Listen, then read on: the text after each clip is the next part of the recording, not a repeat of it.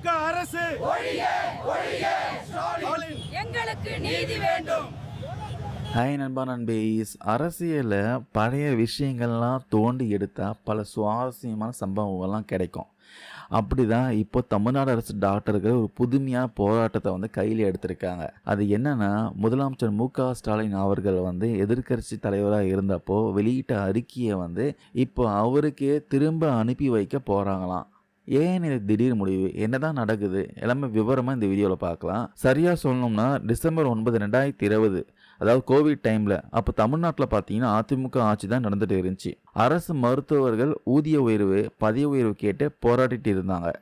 அப்போது எதிர்க்கட்சி தலைவராக இருந்த நம்ம முதலமைச்சர் ஸ்டாலின் அவர்கள் பார்த்தீங்கன்னா டாக்டர்களுக்கு ஆதரவாக ஒரு ஸ்ட்ராங்கான அறிக்கையை பந்தாவாக வெளியிட்டார். திமுக ஆட்சிக்கு வந்ததும் உங்கள் கோரிக்கை எல்லாமே நிறைவேற்றப்படும் அப்படின்னு உறுதியாக சொன்னார். ஆனால் ஆட்சி மாறி இத்தனை வருஷம் ஆகியும் அந்த கோரிக்கைகள் இன்னும் நிறைவேற்றலன்ட்டு டாக்டர்களோட ஆதங்கமாக இருக்குது. அரசு மருத்துவர்களுக்கான சட்ட போராட்ட குழு தலைவரான டாக்டர் பெருமாள் பிள்ளை என்ன சொல்லியிருக்காருன்னா, மத்திய அரசு வேலை பார்க்குற ஒரு எம்பிபிஎஸ் டாக்டர் பார்த்தீங்கன்னா வெறும் 4 வருஷத்தில் வாங்குகிற ஊதிய உயர்வு நம்ம ஊரில் மாநில அரசு டாக்டர்கள் வாங்க 15 வருஷம் ஆகுதான். அவங்க 4 வருஷத்தில் வாங்குகிற ஊதிய உயர்வு 15 வருஷம் டைம் எடுத்தது மாநில அரசில். இது எந்த விதத்தில் நியாயம்னு கேட்குறாரு. ஸோ நண்பர்களே, இந்த கொரோனா டைமில் இந்த டாக்டர்கள் தான் உயிரை பணையம் வச்சு வேலை பார்த்தாங்க. அப்போது அவங்களுக்கு பல வாக்குறுதிகளை கொடுத்தாங்க. முக்கியமாக காலமுறை ஊதிய உயர்வு, டைம் பவுண்ட் ப்ரொமோஷன் சொல்லுவாங்க, அது வேணும்னு அவங்களுடைய பல வருஷமான கோரிக்கையாக இருந்துச்சு. அதாவது குறிப்பிட்ட வருஷம் சர்வீஸ் முடித்தாலே ஆட்டோமேட்டிக்காக ப்ரமோஷன் கிடைக்கணும்.